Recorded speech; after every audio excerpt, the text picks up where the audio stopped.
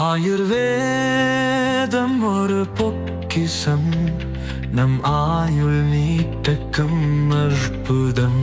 Doctor Srivarma's. இன்று நம்முடைய பல்லடத்தில் வீத லீடர்ஸ் அறக்கட்டளை உதயமாக இருக்குது. நம்முடைய ஐயா அங்கே இருக்கிறாங்க, வள்ளுவர் ஆர்ட்ஸ் காலேஜினுடைய ஐயா அங்கே இருக்கிறாங்க. அவருடைய கல்லூரியில் 4 ஆண்டுகளுக்கு முன்பு இதை ஆரம்பித்து வைத்தோம். நம்முடைய நோக்கம் வேகமாக ஒரு இடத்திற்கு செல்வதை விட ஒரு பகுதியிலிருந்து மக்களை ஒருங்கிணைத்து அந்த பகுதியில் ஒரு அடிப்படை மாற்றத்தை ஏற்படுத்திய பிறகு அடுத்த ஒரு பகுதிக்கு செல்ல வேண்டும் என்பதில் ரொம்ப தெளிவாக இருக்கின்றோம். அதனால்தான் 4 ஆண்டுகள் கடந்து இன்னைக்கு 5வது அலுவலகத்தில் அடியெடுத்து வைக்கின்றோம். மிக வேகமாக நாம் செல்லக்கூடாது. ஒரு 10 அலுவலகம் 50 அலுவலகம் என்று சொல்வதை விட அது 1 2ஆக இருந்தாலும் கூட அடிப்படையில் ஒரு மாற்றம் நடந்திருக்க வேண்டும் என்கின்ற எண்ணம்.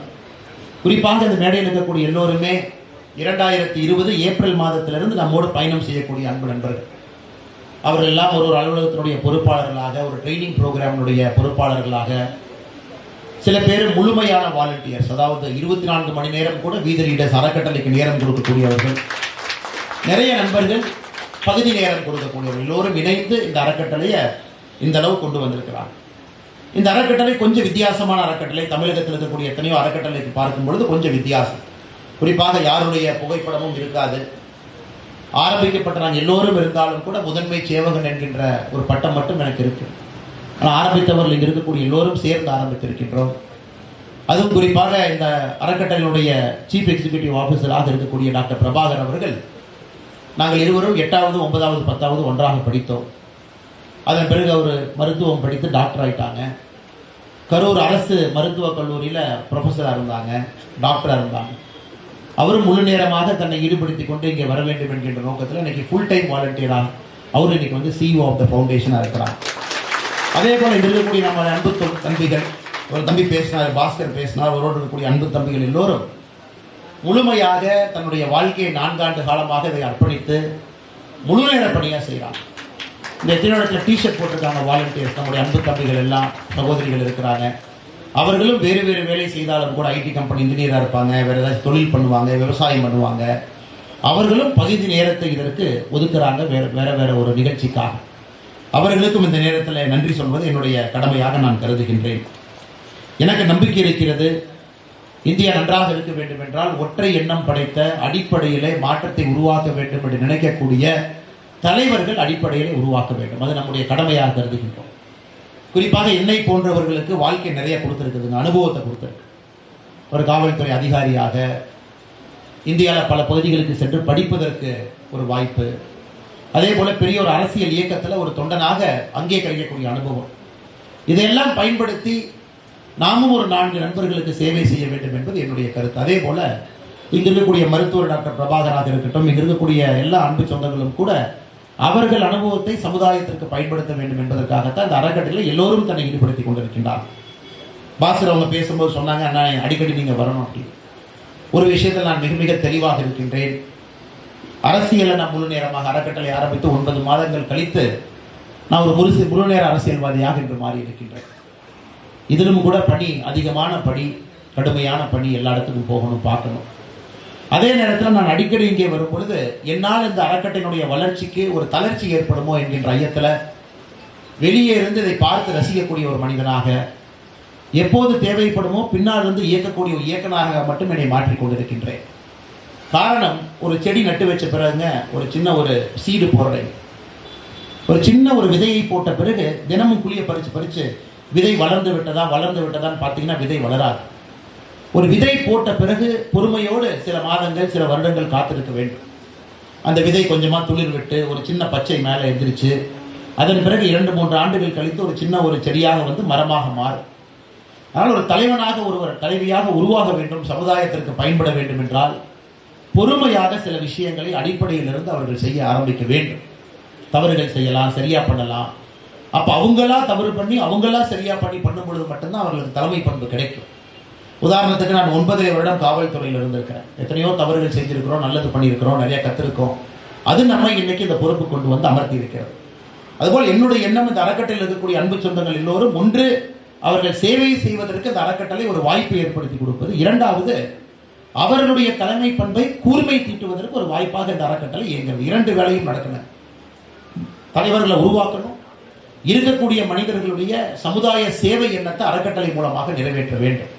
ஆனால் அடிக்கடி நான் வந்து போவது, அவர்கள் தலைவர்களாக வருவதற்கு அது தடையாக இருக்கும் என்கின்ற ஒரே ஒரு காரணத்திற்காக அலுவலக திறப்பு விழாவாக இருக்கட்டும், வருடாந்திர விழாவாக இருக்கட்டும், 2 விழாவிற்கு மட்டும் நான் இங்கே தலைமை ஒரு பொறுப்பாளராக, தலைமை சேவகனாக வருகின்றேன். மிச்ச நேரத்தில் அவர்கள் பொறுப்பெடுத்து இதை நடத்த வேண்டும் என்கின்ற ஒரு காரணத்தில் தான் வி த லீடர்ஸ் என்கின்ற பெயர் அந்த அறக்கட்டளைக்கு இருக்கு. நாம் எல்லோரும் தலைவர்கள் என்கின்ற பெயர் இருக்கு. ஆனால் எனக்கு நம்பிக்கை இருக்கிறது, வருகின்ற காலத்தில் இதிலிருந்து வரக்கூடிய மனிதர்கள், அவர்களுக்கு இதில் ஒரு நிம்மதி கிடைக்கணும், ஒரு ஆனந்தம் கிடைக்கணும், மக்களுக்கு சேவை செய்வதன் மூலமாக அவர்களுக்கு ஒரு மகிழ்ச்சி கிடைக்கணும். அதற்கு நிச்சயமாக வி த லீடர்ஸ் அமைப்பு அவர்களோடு இருக்கும் என்கின்ற முழு நம்பிக்கை இருக்கு. அதே நேரத்தில் முழு நேர பணியாளராக இருக்கக்கூடிய எல்லோருக்கும் இந்த நேரத்தில் நன்றி தெரிவிப்பது என்னுடைய கடமை. காரணம், தன்னுடைய வாழ்க்கையை ஒரு இயக்கத்திற்காக அர்ப்பணித்து, அந்த இயக்கத்தினுடைய ஆரம்பகால வளர்ச்சிக்காக தன்னை அர்ப்பணித்திருக்கக்கூடிய எல்லோருக்கும் நான் நன்றி தெரிவிக்கிறேன். கடந்த 4 ஆண்டுகளாக இதில் கொடுக்கக்கூடிய சம்பளம் குறைவு எல்லாம் கூட ரொம்ப சிக்கனமாக இந்த அறக்கட்டளை நடக்கும். ஒரு பெரிய ஒரு ஃபவுண்டேஷன் மாதிரி, ஒரு பெரிய ஒரு என்ஜிஓ மாதிரி இல்லாமல் ஒரு சிறிய அமைப்பாக அந்த பகுதியில் இயங்க வேண்டும் என்கிற நோக்கத்தில் இருக்கிறனால எல்லோரும் ஒரு பேக்கெட் எடுத்து வேறு வேலை செய்தாலும் கூட விட்டு விட்டு இங்கே வந்து பணி செய்து கொண்டிருக்கின்றார். என்னை பொறுத்தவரை அவர்கள் தான் இன்னைக்கு ஹீரோவாக நான் பார்க்குறேன். அந்த வேலையை செய்யணும்னு நினைச்சிருக்கிறவங்க, தன்னை அர்ப்பணிக்கிறவங்க, பாஸ்கர் போன்றவங்கெல்லாம் செய்தி வாசிப்பாளராக தொலைக்காட்சியெல்லாம் பணியாற்றி விட்டு 2020 ஏப்ரல் மாதத்திலிருந்து முழு நேரமாக அரவக்குறிச்சியில் நம்மோடு இருக்கிறாங்க. அது டாக்டர் பிரபாலாம் மருத்துவராக எவ்வளவோ சம்பாதிச்சிருக்கலாம், எவ்வளவோ ஒரு தனியார் மருத்துவமனை பண்ணலாம், நிறைய சம்பாதிக்கலாம். அவருடைய தந்தையும் கூட இதே போல் அந்த பகுதியில் ஒரு பெரிய ஒரு சமூக சேவை செய்யக்கூடிய ஒரு மனிதர். நாங்கள் இருவரும் நண்பர்களாக இருந்தாலும், ஒன்றாக படித்திருந்தாலும் கூட அதை தாண்டி தன்னுடைய பொறுப்பை எல்லாம் விட்டுவிட்டு அறக்கட்டளைக்கு முழுமையாக என்னை அர்ப்பணித்துக் கொள்கின்றேன் என்று வந்திருந்தால் அவர்களுக்கு எவ்வளவு பெரிய ஒரு மனம் இருக்க வேண்டும். அதற்காக அன்பு சகோதரர் டாக்டர் பிரபா அவர்களுக்கும் இந்த நேரத்தில் என்னுடைய நன்றிகளை நான் இந்த நேரத்தில் தெரிவித்துக் கொள்கின்றேன். ஸோ நிச்சயமாக இந்த அறக்கட்டளை வளரும். இதில் எந்தவித அரசியலும் கலக்காமல் அறக்கட்டளை கொண்டு செல்ல வேண்டும் என்பதுதான் என்னுடைய பணிவான வேண்டுகோள். அதனால தான் இந்த அறக்கட்டளையில் பொறுப்பில் இருக்கக்கூடிய எல்லோருமே முழு நேர பணியாளர்களாக பொறுப்பில் இருப்பவர்கள் எந்த ஒரு அரசியல் இயக்கத்திலும் இருக்கக்கூடாது என்பது நம்முடைய அறக்கட்டளையினுடைய அடிப்படை கொள்கை. எந்த ஒரு அரசியல் கட்சியில் இருப்பவர்களும் கூட அறக்கட்டளையுடைய முழு நேர பொறுப்பில் இருந்து அறக்கட்டளை நடத்தக்கூடாது. அப்பதான் நம்ம அறக்கட்டளை மீது நம்பிக்கை வரும். மாற்று சித்தாந்தம் இருக்கக்கூடிய யாராக இருந்தாலும் கூட ஒரு சேவை செய்வதற்கு நம்முடைய அறக்கட்டளை நீங்கள் பயன்படுத்தி கொள்ள வேண்டும். அதனால பெருசா பார்த்தீங்கன்னா நானும் இந்த அறக்கட்டளை எங்கேயும் கூட பேச மாட்டேன். அதாக வளரணும், அந்த சின்ன ஒரு செடியாக வளர்ந்து மரமாக வளர வேண்டும், பொறுமையாக வளர வேண்டும் என்பதுதான் நம்முடைய நோக்கம். அப்படி வளர்ந்து விட்டால் அது நிலைத்திருக்கும். 50 ஆண்டுகள் 100 ஆண்டுகள் நிலைத்திருக்கும். ஒரு பெரிய ஒரு சூறாவளி புயல் காற்று வந்தாலும் கூட அந்த மரம் சாயாது என்கின்ற ஒரே காரணம் ஆர்கானிக் வே ஆஃப் growth. அது நிச்சயமாக நடக்கும் என்கின்ற நம்பிக்கை. அதே போல நம்மோடு மேடையில் இருக்கக்கூடிய அன்பு தலைவர்கள் எல்லோரும் தன்னலன் பார்க்காது பொதுநலனுக்காக சேவை செய்யக்கூடிய 3 அற்புதமான மனிதர்களை மேடையின் மீது கொண்டு வந்திருக்கின்றார்கள். வனம் இந்தியா ஃபவுண்டேஷனுடைய செயலராக இருக்கக்கூடியவர்கள். வனம் இந்தியாவிற்கு அறிமுகமே தேவையில்லை. நம்ம பகுதியில் இருந்தாலும் கூட இன்னைக்கு கவர்னருடைய அலுவலகம், முதலமைச்சருடைய அலுவலகம், தமிழகம் முழுவதுமே வனம் ஃபவுண்டேஷனுடைய வேலையை ஆர்வமாக எல்லோரும் பார்த்து கொண்டிருக்கின்றார்கள். காரணம், ஒரு சக்சஸ்ஃபுல் ஃபார்முலா. எத்தனையோ பேர் பசுமையாக்க வேண்டும் என்று நினைத்திருந்தாலும் கூட வனம் ஃபவுண்டேஷனை பொறுத்தவரை ஒரு சக்சஸ்ஃபுல் ஃபார்முலாவாக அதை கொண்டு வந்திருக்கிறாங்க. எல்லோரும் சமுதாயத்தில் பெரிய மனிதர்கள், தங்களுக்கென்று நிறைய பொறுப்பு இருக்கு. அதையெல்லாம் விட்டு வனம் இந்தியா ஃபவுண்டேஷனுக்கு நிறைய நேரத்தை கொடுக்குறாங்க. பெரிய தொழிலதிபர்களாக இருந்தாலும் கூட நிறைய நேரத்தை கொடுக்குறாங்க. அதனால வனம் இந்தியா ஃபவுண்டேஷன் சார்பாக எங்களோடு மேடையில் இருக்கக்கூடிய அண்ணன் சுந்தரராஜன் அவர்கள், ஸ்கை சுந்தரராஜன் அவர்கள் செயலராக இருப்பவர்களுக்கு எங்களுடைய அன்பு நன்றிகளை தெரிவித்துக் கொள்கின்றோம். அதே நேரத்தில் இந்த நீரா, நம்முடைய கொங்கு பகுதியினுடைய ஒரு அற்புதமான ஒரு விஷயத்தை கொண்டு வந்திருக்கிறாங்க. நீராவை பதப்படுத்தி அது குறிப்பாக கெட்டு போகாமல் அதை எக்ஸ்போர்ட் வரை கொண்டு போகிறாங்க. இது வருகின்ற காலத்தில் ஒரு பெரிய ஒரு சமுதாய புரட்சி, விவசாய புரட்சி இந்த நீரா ஏற்படுத்தும். அதை கடுமையாக எல்லோரும் உழைத்துக் கொண்டிருக்கின்றார்கள். நாங்களும் அவர்களோடு இருக்கின்றோம் என்கின்ற நம்பிக்கையும் அளித்து art of living Sri Ravishankar Guruji அவருடைய அமைப்பின் சார்பாக தமிழகத்தினுடைய ஒருங்கிணைப்பாளர் அருமை சகோதரி பிரியா மேனன் அவங்க இங்கே வந்திருக்கிறாங்க. குருஜியினுடைய கடந்த முறை நான் குருஜியை சந்தித்த பொழுது ரொம்ப ஆதங்கத்தோடு என்னிடம் கோயம்புத்தூரில் பேசினாங்க. ஏன்னா நான் டெப்டி கமிஷனர் ஆஃப் போலீஸாக இருக்கும் பொழுது குருஜியினுடைய ஆர்ட் ஆஃப் லிவிங்க்கு நான் தான் போலீஸ் டெப்டி கமிஷனராக இருந்தேன். அதனால் அடிக்கடி குருஜியை பார்ப்பதற்கு ஒரு வாய்ப்பு, நிறைய பேசுவதற்கு ஒரு வாய்ப்பு. ஆனால் குருஜி சமீபத்தில் ஸ்ரீ ரவிசங்கர் அவருடைய ஆதங்கம் வந்து குறிப்பாக தமிழகத்தில் இந்த போதை கலாச்சாரத்தை ஒழிக்கப்பட வேண்டும், குழந்தைகள்கிட்ட அடிப்படை வேலையை நம்ம செய்யணும் அப்படிங்கிறது குருஜி கடைசியாக நம்மிடம் தெரிவித்திருந்தார். இன்னைக்கு நீங்களும் நம்மோடு இணைகின்றீர்கள். வருகின்ற காலத்தில் வீதி லீடர்ஸ் அமைப்பின் மூலமாக இன்னும் அடிப்படையாக செல்வதற்கு நமக்கு ஒரு வாய்ப்பு. ஏன்னா ஆர்ட் ஆஃப் லிவிங் வரும்பொழுதே ஒரு பெரிய ஒரு வாலண்டியர் நெட்வொர்க்கோட வர்றீங்க. லட்சக்கணக்கான வாலண்டியர்ஸ் உங்கள்கிட்ட இருக்கிறாங்க, பட்டி தொட்டி எல்லாம் இருக்கிறாங்க. எல்லா வாலண்டியர்ஸோடு இணையும் பொழுது ஒரு பெரிய பலமாக நம்மால் அடிப்படையில் வேலை செய்ய முடியும். அதனால் அக்கா பிரியா மேன் அவர்களுக்கும் இந்த நேரத்தில் என்னுடைய நன்றிகளை தெரிவித்துக் கொள்கின்றேன். ஈகை அறக்கட்டளையினுடைய நிறுவன தலைவராக இருக்கக்கூடிய கார்த்திகேயன் அவர்கள் அறிமுகத்தை நாம் எல்லோருமே கேட்டோம். ஒரு பருக்கை சாப்பாடு இல்லாமல் யாரும் இருக்கக்கூடாது என்பதற்காக தன்னுடைய வாழ்க்கையை அர்ப்பணித்திருக்கிறாங்க. ஐயா அவர்களுக்கும் என்னுடைய அன்பான நன்றிகளை வாழ்த்துக்களை தெரிவித்துக் கொள்வதோடு இந்த வீத லீடர்ஸ் ஃபவுண்டேஷன் பல்லடம் இதனுடைய ஒருங்கிணைப்பாளராக இருக்கக்கூடிய அருமை அக்கா ஜெயபிரபா அவர்கள் இன்னைக்கு முழுமையாக உள்ள இறங்கியிருக்கிறாங்க. ஆனால் எல்லா இடத்திலும் நாங்கள் எதிர்பார்ப்பது இந்த ஃபவுண்டேஷனை ஒருத்தர் ஆங்கர் பண்ணணும். இந்த ஃபவுண்டேஷனை ஒருத்தர் ஆங்கர் பண்ணி அவங்ககிட்ட இந்த ஃபவுண்டேஷன் இருக்கும் பொழுது இது இன்னும் சிறப்பாக இருக்கும் என்பது எங்களுடைய ஆசை. இதுவரைக்கும் அது ராசிபுரமாக இருக்கலாம், அது பரமத்தி வேலூராக இருக்கலாம், அது தாராபுரமாக இருக்கலாம். யார் லோக்கலில் ஆங்கர் பண்ணி வைக்கிறாங்களோ அங்கேயெல்லாம் இந்த ஃபவுண்டேஷன் மக்களுக்கு நிறைய நல்லது செஞ்சிருக்கிறாங்க. அதனால் இங்கே உங்கள் மூலமாக நம்முடைய தன்னார்வ குழு மூலமாக நிறைய நல்லது நடக்கும் என்பது என்னுடைய அன்பான ஒரு எண்ணம். அது நிச்சயமாக நடக்கும் என்கின்ற நம்பிக்கையும் எனக்கு இருக்குங்க. அடுத்து இதனுடைய இணை பொறுப்பாளர்கள் டெப்டி கோஆர்டினேட்டர்ஸ்லாம் இருக்கிறாங்க. அவர்களுக்கும் இந்த நேரத்தில் அக்காக்களுக்கும் என்னுடைய நன்றி கலந்த வாழ்த்துக்களை வணக்கங்களை நான் இந்த நேரத்தில் தெரிவித்துக் கொள்கின்றேன். நம்முடைய இன்வைட்டட் கெஸ்ட் எல்லாருமே தமிழகத்தினுடைய வேறு வேறு பகுதியிலிருந்து வந்திருக்கிறாங்க. அவர்களும் கூட நேற்று ஒரு சாஃப்ட் லான்ச் நல்ல நாளாக பார்த்து பௌர்ணமி அன்னைக்கு ஒரு சாஃப்ட் லான்ச் பண்ணாங்க. அதுக்கும் வந்திருக்கிறீங்க. இன்னைக்கு பப்ளிக் லான்ச் இதற்கும் நம்முடைய பத்திரிகை நண்பர்களும் வந்திருக்கிறாங்க. அவர்களும் வந்திருக்கக்கூடிய எல்லா நம்முடைய அன்பு விருந்தினர்கள் எல்லோருக்கும் இந்த நேரத்தில் நன்றி கலந்த வாழ்த்துக்களை வணக்கங்களை தெரிவித்துக் கொள்கின்றோம். ஒரு 2 விஷயத்தை மட்டும் அடிப்படையாக ஒரு 5 நிமிடத்திலே பேசி முடிக்க வேண்டும் என்பது என்னுடைய ஆசை. இன்னைக்கு தமிழகத்தினுடைய மிகப்பெரிய பிரச்சனை என்ன? இன்னைக்கு தமிழகத்தினுடைய மிகப்பெரிய பிரச்சனை பார்த்தீங்கன்னா அது இன்னைக்கு இருக்கிற பிரச்சனை இல்லைங்க. 20 ஆண்டுகள் கழித்து தெரியக்கூடிய பிரச்சனை தான் இன்னைக்கு இருக்கக்கூடிய பிரச்சனை. அரசியல் கட்சிகளாக மனிதர்களாக நாம் செய்யக்கூடிய தவறு இன்னைக்கு பிரச்சனை அட்ரஸ் பண்ண போவோம். ஆனால் இன்னைக்கு இருக்கக்கூடிய பிரச்சனை பார்த்தீங்கன்னா ஆல்ரெடி பெரிய பிரச்சனை ஆயிடுச்சு.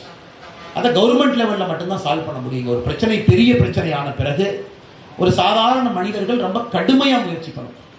ஆனால் இன்னைக்கு இருக்கக்கூடிய பிரச்சனை இன்னும் 20 ஆண்டுகள் கழித்து பெரிய பிரச்சனையாக இது வரும் என்பதை இன்னைக்கு பிரச்சனையாக கேட்டீங்கன்னா தண்ணீர், விவசாய மேம்பாடு, நீர் மேலாண்மை, இந்த 3ம் தான் இன்னைக்கு தமிழகத்தினுடைய பிரச்சனையாக நான் சொல்வேன். ஆனால் இன்னைக்கு அது மேனிஃபெஸ்ட் ஆகல, வெளியே தெரியல. 20 ஆண்டுகள் கழித்து தமிழகத்தில் எல்லோரும் தினமும் காலையிலிருந்து இரவு வரை 10 முறையாவது தண்ணீரை பற்றி, நீர் மேலாண்மையை பற்றி, விவசாயத்தை பற்றி நம்ம பேச போறோம். அது இன்னையிலிருந்து நம்முடைய வீதி லீடர்ஸ் அமைப்பு களத்தில் இறங்கி அதை அட்ரஸ் பண்ணணும் அப்படிங்கிறது என்னுடைய அன்பான வேண்டுகோள். அதை நம்ம செய்யணும். எதற்காக இதை சொல்றேன் அப்படின்னாங்க 3 காரணங்களுக்காக இதை சொல்றாங்க. கர்ம வீரர் காமராஜர் ஐயா 1964 தன்னுடைய முதலமைச்சர் பொறுப்பை துறக்கும் பொழுது தமிழகம் எப்படி இருந்துச்சு நமக்கு தெரியுங்க. இன்னைக்கு 2024 60 ஆண்டுகள் கழிச்சு பார்த்தீங்கன்னா காமராஜர் ஐயாவுடைய காலத்திற்கும் இன்னைக்கும் 24 லட்சம் ஹெக்டர் விவசாய நிலப்பரப்பு குறைந்திருக்கிறது. அதாவது காமராஜர் ஐயா காலத்தில் இவ்வளவு இருந்துச்சுனாங்க, எனக்கு 24 லட்சம் ஹெக்டர் நிலப்பரப்பு குறைஞ்சிருக்கு. 60 லட்சம் ஹெக்டர் இருந்தது, இன்னைக்கு 46 லட்சம் ஹெக்டர் இருக்கு. அப்ப 24 லட்சம் ஹெக்டர் நிலப்பரப்பு குறைஞ்சிருக்கு. ஆனால் மக்கள் தொகை கிட்டத்தட்ட டபுள் ட்ரிபிள் ஆயிருக்கு. 8.5 கோடி மக்கள் இருக்கலாம். இது முதல் பிரச்சனை. தமிழகத்தில் நம்மால் விவசாயம் செய்யக்கூடிய நிலப்பரப்பை அதிகரிக்க முடியவில்லை, குறைய ஆரம்பிச்சிருக்கு. 2வது பிரச்சனை பார்த்தீங்கன்னா தமிழகத்தில் நமக்குள்ள உற்பத்தி ஆகக்கூடிய தண்ணீர் எங்கேயும் கிடையாது. எல்லா தண்ணியும் வெளி மாநிலத்திலிருந்து வருது. முல்லை பெரியார் பார்த்தீங்கன்னா அந்த பக்கம் மதுரை சைடு போயிடும். காவேரி தாய் கர்நாடகாவில் உற்பத்தி ஆகி வரும்பொழுது பெரும் பகுதி அவங்க போறாங்க. கிருஷ்ணா தண்ணி வரும்பொழுது சென்னை பக்கத்தில் கிருஷ்ணா உள்ள வர்றாங்க. இன்னைக்கு தமிழகத்தில் நமக்குள்ள உற்பத்தி ஆகக்கூடிய பெரிய நதிகள், அந்த நதி ஒரு 8 டிஎம்சி, 10 டிஎம்சி, 15 டிஎம்சி கொடுக்கக்கூடிய நதி நம்மகிட்ட ஒன்று கூட கிடையாது. ஸோ பெனின்சுலர் ரிவர்ஸ் நம்மகிட்ட கிடையாது. இன்னைக்கு நீங்கள் தாமிரபரணி எடுத்துக்கிட்டா கூட ஒருங்கிணைந்து பழைய திருநெல்வேலி மாவட்டத்தில் உற்பத்தியாகி ஒருங்கிணைந்த பழைய திருநெல்வேலி மாவட்டத்தில் முடியக்கூடிய ஒரு நதி தாமிரபரணி. நம்முடைய கொங்கு மண்டலத்தினுடைய பல ஆண்டு காலம் ஜீவ நதியாக இருந்த நம்முடைய நதியை நீங்கள் எடுத்துக்கிட்டீங்கன்னா கூட அதை பற்றி நம்ம எல்லாரும் பேசுகிறோம். நிறைய போன ஆண்டு தான் மத்திய அரசு 927 கோடி ரூபாய் நிதி கொடுத்துருக்காங்க. இன்னைக்கு அந்த தண்ணீர் அப்படிங்கிறதே காணாமல் போகுது. வருடத்திற்கு 1 மாதம் மட்டும்தான் வரும் அளவுக்கு கொங்கு மண்டலத்தினுடைய ஜீவ நதிகள் இருக்கு. கிளை நதிகளை பற்றி நீங்க பேசவே வேண்டாம், அந்த கிளை நதிகள்ங்கிறதே கிடையாது. இப்படி இருக்கும் பொழுது 20 ஆண்டுகள் கழித்து என்ன ஆகும் நீங்க ஒரு நிமிஷம் நினைச்சுப்பாங்க. இன்னைக்கு இருக்கக்கூடிய நிலைமை 24 லட்சம் லிட்டர் நிலப்பரப்பு குறைஞ்சிருக்கு. நமக்குள்ள உற்பத்தி ஆகக்கூடிய தண்ணீர் இல்லை. அப்படி இருக்கும் பொழுது 20 ஆண்டுகள் கழித்து என்ன நடக்கும் என்பதை நித்தி ஆயோக் ஒரு அறிக்கையாக கொடுத்திருக்கிறாங்க.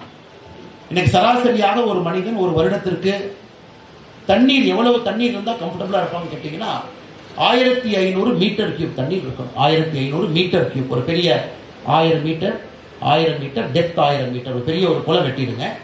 அதுக்குள்ள நீங்க நப்புற தண்ணி ஒரு வருஷத்துக்கு உங்களுக்கு தேவையான தண்ணியா இருக்கும். 1000 meter depth 1000 meter 1000 meter cube. இது தாடாத்தியா நம்ம இருக்கலாம். ரொம்ப ஒரு மாதிரி பஞ்சத்துல கஷ்டப்பட்டு இருந்தீங்கன்னா குறைந்தபட்சம் 500 மீட்டர் கியூப் வேணும். 500. அதாவது நீங்க குடிக்கிற தண்ணியா இருக்கலாம், பயன்படுத்தக்கூடிய தண்ணியா இருக்கலாம், உங்களுக்கு உற்பத்தி ஆகக்கூடிய விவசாய பொருள் உருவாகக்கூடிய தண்ணியா இருக்கலாம். எனக்கு 2025 நித்தி ஆயோக் சொல்றாங்க, இந்தியாவில் எந்த பகுதி ரெட் டாட் 500 மீட்டர் கியூப் குறைவா தண்ணி எங்க இருக்குன்னு பாத்தீங்கன்னா தமிழ்நாடு, ஆந்திரா இருக்கு. 2047 இந்த ரெட் டாட் இந்தியாவில் எப்படி இருக்குன்னு ஒரு ஆய்வறிக்கை கொடுத்திருக்கிறாங்க. தமிழகத்தில் கோயம்புத்தூர், தேனி மாவட்டத்தை தவிர எல்லா மாவட்டமும் ரெட் டாட்ல இருக்கும். கோயம்புத்தூர், தேனியை தவிர அனைத்து மாவட்டமும் ரெட் டாட்ல இருக்கும். அதாவது 500 மீட்டர் கியூபை விட குறைவாக தண்ணீர் இருக்கும். அதனால் நான் சொல்வதை ஒரு சிந்தனையாக ஒரு நிமிஷம் நீங்க யோசிச்சு பாருங்க. நம்முடைய வருங்கால தலைமுறைக்கு நாம் என்ன கொடுக்க போறோம்னு கேட்டீங்கன்னா தண்ணீரை நாம் முறைப்படுத்த வேண்டிய அவசியம் நமக்கு இருக்கு. அதுக்கு மரம் வைக்கிறோம், அதற்கு மரம் நடணும், வாட்டர் ரீட்டைன் பண்ணணும், வாட்டர் டேபிளை உயர்த்தணும். ஏன்னா எல்லா தண்ணீரையும் நம்மளால சேமிக்க முடியாது. ஆனால் வருகின்ற தண்ணீரை இப்போ ஆற்றுல எப்படி தொடர்ந்து தண்ணி வருது பாருங்க. ஒரு அருகம்புல் மழை வந்த பிறகு தண்ணீரை உறிஞ்சி வச்சுக்கணும். காவேரியினுடைய மேல் பகுதிக்கு போனீங்கன்னா அந்த புல்லு 90 நாள் தண்ணியை வெளியிட்டுக்கிட்டே இருக்குங்க. 90 டேஸ் ஒரு புல்லிலிருந்து தண்ணி வெளியே வரும், டிராப்பா, மைக்ரோ டிராப். அந்த 1000 கோடிக்கணக்கான புற்கள் அங்கே இருக்கும் பொழுது அதிலிருந்து வரக்கூடிய தண்ணீர் தான் ஆற்றுல வரக்கூடிய தண்ணீராக இருக்கும். நிறைய பேர் நீங்க யோசிப்பீங்க, அது எப்படி ஆற்றுல தண்ணி வந்துகிட்டே இருக்கும். ஒரு மழை பெய்ஞ்சிருச்சு, ஆற்றுல தொடர்ந்து தண்ணி வருது. அங்க இருக்கக்கூடிய ஒரு புல் ஒரு மழை தண்ணீரை சேமித்து வைத்தால் 90 நாட்கள் அந்த புல்லு தண்ணியை கொஞ்சம் கொஞ்சமா மைக்ரோ டிராப்பா ரிலீஸ் பண்ணுது. அது ஆறாக பெருக்கெடுத்து ஓடுது. அப்ப நீங்க ஆறு வர்ற பகுதியிலேயே பச்சை கிடையாது, ஆறு வரக்கூடிய பகுதியில மரம் கிடையாது, ஆறு வரக்கூடிய பகுதியில புள்ளையெல்லாம் எடுத்தாச்சு. அப்படி இருக்கும் பொழுது தண்ணீரை ரீட்டைன் பண்ணக்கூடிய கெப்பாசிட்டி. அதனால்தான் இன்னைக்கு வனம் இந்தியா ஃபவுண்டேஷன் போன்றவர்கள் இதுல இறங்கி இருக்கிறாங்க. அதனால் இன்று இந்த அறக்கட்டளை ஆரம்பிக்கக்கூடிய நேரத்தில் பல்லடத்தில் 250 மரத்தோடு நாம் ஆரம்பிக்கின்றோம். இது வாட்டர் ரீட்டைனிங் கெப்பாசிட்டியை கொடுக்கும். இதை நம்முடைய பிரதமர் எப்படி சொல்றாங்கன்னா, அம்மாவோட பேர்ல ஒரு மரத்தை நடுங்க அப்படிங்கிறாங்க. அம்மாவோட பேர்ல ஒன்று நடுங்க. ஏன்னா அம்மாவோட பேர் நட்டோம்னா பாதுகாப்போம்னு அர்த்தம். இல்லாட்டி மரத்தை நட்டு வச்சுட்டு அண்ணாமலை கிளம்பி போயிடுவார், ஃப்ளைட்டை பிடிச்சி சென்னை போயிடுவார், கரூருக்கு போயிடுவார், கோயம்புத்தூருக்கு போயிடுவார். அதுக்கப்புறம் என்ன நடக்கும் எனக்கு தெரியாது. பிரதமர் எவ்வளவு விவரமா சொல்றாருங்க, அம்மா பேர் நடுங்க அப்படின்னு. அம்மா பேர் நட்டா நம்ம என்ன பண்ணுவோம், ஃபோன் பண்ணி கேட்பானே மரம் எப்படின்னா இருக்கு, நான் வரும்போது காட்டுங்க. அம்மா மீது இருக்கக்கூடிய ஆர்வம் அந்த மரத்தின் மீது வரும் என்பதற்காக தாயினுடைய பெயர்ல மரம் நடுங்க. இது நாட்டு மக்களுக்கு சொல்லியிருக்கிறாங்க, ஒரு கட்சிக்காக சொல்லல, அவர் சார்ந்திருக்கக்கூடிய கட்சிக்கு சொல்லல. அதனால் நீங்கள் எல்லோருமே வீட்டை சுத்தி உங்களுடைய விவசாய நிலத்தினுடைய ஏரி பரப்பாக இருக்கட்டும், எங்க இருந்தாலும் நாட்டு மரங்கள், குறிப்பாக பனைமரம். பனைமரத்தில் ஒரு 10 பனைமொட்டை போட்டீங்கன்னா ஒரு 1-2 முளைப்பதற்கான வாய்ப்பு இருக்கு, 20%. ஓகே, இப்போ ஐயா என்ன சொல்றாங்க, ரிசர்ச்ல 100% சர்வைவலுக்கு போயிருக்கு. அதை நீங்க கொஞ்சம் தயவு செஞ்சு களத்தில் இறங்கி மரத்தை நடுங்க, வாட்டர் டேபிளை உயர்த்த பாருங்க. நம்ம கிட்ட தண்ணி இல்லாத ஒரு மாநிலமாக மாறி இருக்கின்றோம். எல்லாம் கூட அரசியலாக மாற ஆரம்பித்திருக்கிறது. அதனால மரம். இரண்டாவது, நீர் மேலாண்மை. இன்னைக்கு நீர் மேலாண்மை அது ஒரு அறக்கட்டளையாக செய்வது கஷ்டம். இந்த பகுதி பார்த்தீங்கன்னா ஆனமலை நல்லாறு திட்டத்தை கொண்டு வரணும், நிறைய விவசாய திட்டத்தை கொண்டு வரணும், நீர் மேலாண்மை உயர்த்தணும், பிஏபி கனால் எப்படி இருக்குன்னு பார்க்கணும், கடைமடைக்கு தண்ணீரை கொண்டு போகணும். அது ஒரு அறக்கட்டளையாக நாம் செய்கின்ற வேலை ரொம்ப கஷ்டமா போயிடும். ஆனால் நீர் மேலாண்மையினுடைய அவேர்னஸ் நீங்கள் எடுக்க வேண்டும் என்பது என்னுடைய அன்பான வேண்டுகோள். நீர் மேலாண்மை இதற்காக முக்கியம். விவசாயிகிட்ட குறைவான தண்ணீரில் உற்பத்தி ஆகக்கூடிய பொருட்களை நீங்கள் விவசாயம் பண்ணுங்க. கேஷ் கிராப்பை அதிகமாக போடாதீங்க. இன்னைக்கு பார்த்தீங்கன்னா எல்லாருமே தென்னை மரம் வந்துச்சு, தென்னை மரம் வேலை வரலன்னு சொல்லிட்டு நீங்க பாக்குக்கு போக ஆரம்பிச்சிடும். பாக்கு இதே மாதிரி 20 வருஷம் ஃபேஷன்ல போகும். அப்புறம் நிலத்தடி நீர் 1000 அடிக்கு போனே பாக்க விட்டுட்டு அடுத்துக்கு போகும். எப்ப நம்முடைய தமிழகத்தினுடைய விவசாயம் பணப்பயிராக மாற ஆரம்பிக்குதோ பிரச்சனை வர ஆரம்பிச்சிருச்சு. ஸோ இதுல நம்ம விவசாய பெருமக்கள்கிட்ட குறிப்பாக மரம், அதுல வரக்கூடிய பழங்கள். இன்னைக்கு பழங்களை பத்தி பெரிய ஒரு மகத்துவம் இல்லாம இருக்கு. Export of fruits. இந்தியா போன ஆண்டு பார்த்தீங்கன்னா கிட்டத்தட்ட $1 பில்லியன் நம்ம ஃப்ரூட்ஸ் எக்ஸ்போர்ட் கொண்டு வந்திருக்கோம். $700 மில்லியன். அதில் 50% இஸ்லாமிய வளைகுடா நாடுகளுக்கு பழம் அனுப்பிச்சிருக்கோம் இங்கிருந்து. அது மாம்பழமாக இருக்கட்டும். ஏன்னா அங்கே பார்த்தீங்கன்னா பழங்கள் உற்பத்தி செய்ய முடியாது. உதாரணத்துக்கு யாராச்சும் வளைகுடா நாடுகளுக்கு போனீங்கன்னா, துபாய் எல்லாம் போனீங்கன்னா உங்களுக்கு தெரியும், அது ஈராக்ல இருந்து வெஜிடபிள் வரும் உங்களுக்கு, ஒன்றொன்றும் கூட ஏதாச்சும் ஒரு நாட்டிலேருந்து அவங்களுக்கு வரும். தக்காளி எல்லாம் ஈராக்லேருந்து வருது, ஜார்டன்லேருந்து வருது. இன்னைக்கு பார்த்தீங்கன்னா துபாய் போன்ற நாடுகள் வெர்டிக்கல் ஃபார்மிங்குள்ள போக ஆரம்பிக்கிறாங்க. ஸோ இந்தியாவுக்கு பெரிய பொட்டன்ஷியல். நாம் இங்கே உற்பத்தி செய்யக்கூடிய பழங்களை சரியான முறையில் செய்யும் பொழுது நிறைய நாடுகளுக்கு ஏற்றுமதியில் நம்ம ஒரு பெரிய பணத்தை சம்பாதிக்க முடியும். அது நாவல் பழத்திலிருந்து ஆரம்பித்து எல்லாருக்கும் வேணும். இதை ஒரு அவேர்னஸ் உருவாக்கும். இதை நோக்கி போங்க. அடுத்து ஆர்கானிக் ஃபார்மிங்க்கு எப்படி சர்டிஃபிகேட் வாங்குறது. ஸோ நீர் மேலாண்மையினுடைய மகத்துவத்தை நீங்கள் எடுத்துச் செல்ல வேண்டும் என்பது என்னுடைய அன்பான வேண்டுகோள். மூன்றாவது, தண்ணீரை பற்றி பேசிட்டோம், தனி மனிதனாக எப்படி சேமிக்க வேண்டும். அடுத்து நம்ம நீர் மேலாண்மையை பேசிட்டோம், விவசாயம் செய்வதற்கு நீர் எப்படி காப்பாற்றுறது. மூன்றாவது, என்னை பொறுத்தவரை மிக மிக முக்கியமானது, ஒரு தனி மனிதன், ஒரு சின்ன குழந்தை, தனி மனிதன் சமுதாயத்தில் யாராக இருந்தாலும் கூட அவங்கள இந்த ப்ராஜெக்டுக்கு அம்பாசிடரா மாற்றணும். ஏன்னா everybody should be an ambassador. ஒரு வனம் இந்தியா ஃபவுண்டேஷன் இருக்கிறாங்க, சிறுதொழில் இருக்கிறாங்க, இவங்கெல்லாம் செய்கிறாங்க. அப்படிங்கிறத தாண்டி அம்பாசிடரா நாம மாறணும். வனம் பார்த்துக்குவாங்க, இவங்க பார்த்துக்குவாங்க, வனத்துக்குள் திருப்பூர் பார்த்துக்குவாங்க, இந்த பகுதியில் இருக்கக்கூடிய சிறுதொழில் பார்த்துக்குவாங்க என்று சொல்வதை விட உங்க குழந்தைய பெருமையா ஒரு அம்பாசிடரா மாத்துங்க. ட்ரீ அம்பாசிடரா மாத்துங்க. உங்க குழந்தை ஒரு மரத்தினுடைய பாதுகாவலராக குழந்தையை மாத்துங்க. ஸோ அந்த குழந்தையினுடைய பிறந்த நாள், அந்த குழந்தையினுடைய முக்கியமான நாட்கள் எல்லாம் ஒரு அம்பாசிடரா அவேர்னஸ் கிரியேட் பண்ணட்டும், பொதுமக்களோடு வேலை பார்க்கட்டும், அறக்கட்டளையோடு இணையட்டும், அவங்கெல்லாம் சேர்ந்து ஒரு மார்ச் எடுக்கட்டும், அவங்க பள்ளிக்கூடத்துக்குள்ள அந்த மாற்றத்தை கொடுக்கட்டும். ஸோ மூன்றாவது முக்கியமானது, நீங்க அம்பாசிடர்ஸா உருவாகணும் என்பது என்னுடைய அன்பான வேண்டுகோள். இந்த மூன்றையும் நீங்க செய்ய வேண்டும். இன்னைக்கு இருக்கக்கூடிய முதல் பிரச்சனை, நான் ஏற்கனவே சொன்னது போல 2 பிரச்சனையை பேசுறோம் உங்களுக்கு சொல்லிடுறேன். இரண்டாவது பிரச்சனை, நமக்குள்ள பாத்தீங்கன்னா இன்னைக்கு வேற்றுமைக்குள் ஒற்றுமைன்னு இருந்த காலம் போய் வேற்றுமைகள் அதிகமாகும். அரசியல் கட்சிகள் எல்லாமே நீங்க பாத்தீங்கன்னா பேச்சுக்கள் எல்லாம் கிட்டத்தட்ட கத்தி சண்டை எடுத்து போற மாதிரி தான் இருக்கு. ஒரு பக்கம் அரசியல் கட்சிகள் வலிமையாக சண்டை போட ஆரம்பித்து விட்டார்கள். ஏன்னா எல்லாமே ஐடியாலஜிக்கல் பேட்டில் ஆரம்பிச்சிருச்சு. ஜாதி மதம் இதெல்லாம் ஒரு பக்கம் சண்டை. வேற்றுமைகள் அதிகமாகவும் ஒற்றுமை குறைவாக இருக்கு. இது நேற்று யாரோ ஒருத்தர் கூட சொன்னாங்க, இன்னும் 30 ஆண்டு 40 ஆண்டு கழிச்சு இந்தியாவில் சிவில் வார் வரும்னு யாரோ சொல்லி ஒரு பெரிய பிரச்சனை ஆச்சு. எப்படி நம்ம நாட்டுக்கு அப்படி சொல்லலாம் அப்படின்னு.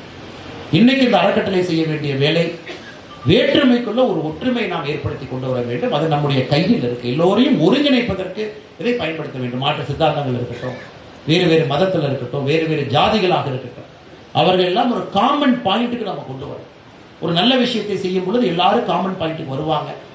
20 ஆண்டுகள் கழித்து இந்த இன்னைக்கு இருக்கக்கூடிய கேப் இன்னும் பெருசாகாம பார்த்துக்க வேண்டியது நம்முடைய கடமை.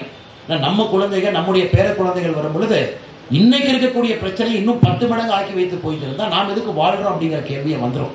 அதனால் இரண்டாவது பிரச்சனை, முக்கியமான பிரச்சனை இன்னைக்கு தெரியாதுங்க. இன்னும் 20 ஆண்டுகள் கழித்து நம்ம நாட்டில் ஒரு முக்கியமான பிரச்சனையாக இருப்பது, சண்டை அதிகமாக போட ஆரம்பித்து விட்டோம். மாநிலங்கள் சண்டை, அரசியல் கட்சிகளுக்குள்ள சண்டை, ஜாதிக்குள்ள சண்டை, மதத்துக்குள்ள சண்டை. அதையெல்லாம் ஒன்றாக கொண்டு வருவதற்கு இந்த அறக்கட்டளையை பயன்படுத்துங்க.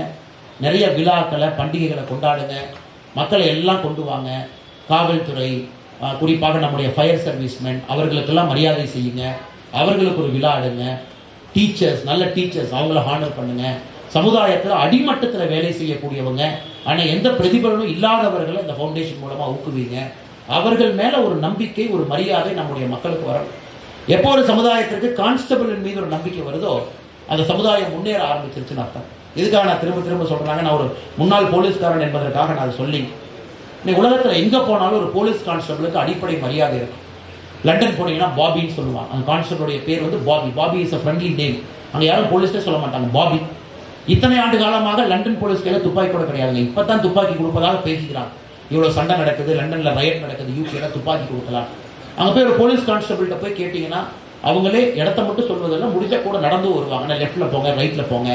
Japan, most of the European countries, America, அந்த பப்ளிக் சர்வீஸ் ரொம்ப ஃப்ரெண்ட்லியாக இருப்பாங்க. ஏன்னா மக்கள் அவங்கள மதிப்பாங்க, மக்கள் அவங்கள டபுள் மரியாதை கொடுப்பாங்க. அவங்க ஒரு ஆர்மிக்காரர் ரோட்டில் நடந்து போகிறாங்கன்னா எந்த வேலையாக இருந்தாலும், அமெரிக்காவில் நான் பல இடத்துல பார்த்துருக்கேன், நீங்களும் பார்த்துருப்பீங்க, எந்திரிச்சு நின்று நீங்கள் அந்த நாட்டுக்காக செய்யக்கூடிய பணிக்காக நான் நன்றி சொல்கிறேன், வாழ்த்துக்கள் சார் அப்படின்னு சொல்லிட்டு தான் அந்த க்ரௌட் நடந்து போவாங்க. அதே போல ஒரு யூனிஃபார்ம்ல ஒருத்தவங்க வந்தாங்கன்னா விமானத்தில் எல்லாமே எந்திரிப்பாங்க. யூஎஸ்ல நான் பார்த்துருக்கேன், people all stand up and clap. எல்லாரும் அந்த விமானத்தில் இருந்து கை தட்டுவாங்க. ஒரு ஆர்ம்டு ஃபோர்ஸஸோ ஒரு யூனிஃபார்ம்ல ஒருத்தர் இடத்துக்கு வர்றாங்கன்னா பீப்புள் கிளாப். அது சமுதாயம் நமக்காக பணி செய்யக்கூடியவர்களுக்கு கொடுக்கக்கூடிய ஒரு மரியாதை. இதிலிருந்து ஆரம்பித்து அடிப்படையில் டீச்சர், இவங்க எல்லாருக்குமே நம்ம மரியாதை கொடுக்க ஆரம்பிக்கிறோம். இன்னைக்கு மரியாதை குறைவாக கொடுக்க ஆரம்பிக்கின்றோம். அதனுடைய வெளிப்பாடு தான் பார்த்தீங்கன்னா இந்த பப்ளிக் சர்வீஸோட இன்எஃபிஷியன்சி அதிகமாகுது. அதையும் இது அரசு செய்ய முடியாதுங்க, அரசியல் கட்சிகள் செய்ய முடியாது. ஒரு அறக்கட்டளையாக இந்த குணத்தை நம்முடைய குழந்தைகிட்ட ஊக்குவிக்கணும். ஒரு ஆர்மி டே, ஒரு போலீஸ் டே, ஒரு தாசில்தார் டே, அடிப்படை அளவுக்கான ஒரு நாள். நீங்களாம் போய் போலீஸ் ஸ்டேஷனில் போய் பாருங்கள், ஒரு ஃபயர் சர்வீஸ் போய் பாருங்கள், ஒரு டீச்சர் என்ன கஷ்டப்படுறாங்கன்னு பாருங்கள். அடிப்படையில் இதை நம்ம ஊக்குவிக்கும் பொழுது அந்த குழந்தை நல்ல ஒரு சமுதாய தலைவராக வரும் பொழுது வேற்றுமைக்குள்ள ஒற்றுமை ஆட்டோமேட்டிக்காக வந்துடும்.